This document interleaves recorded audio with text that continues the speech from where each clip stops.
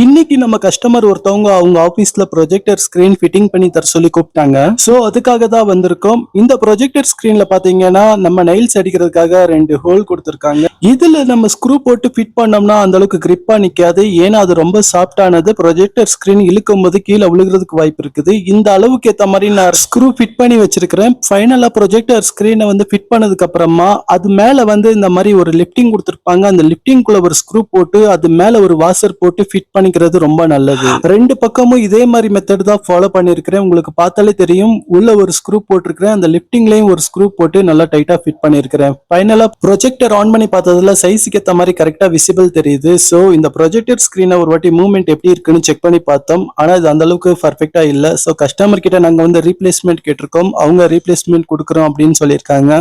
உங்க வீட்லயும் projector and screen இருக்கு அப்படின்னா நம்ம சேனலை சப்ஸ்கிரைப் பண்ணிக்கோங்க. நம்ம அடுத்த வீடியோல பார்க்கலாம். நன்றி.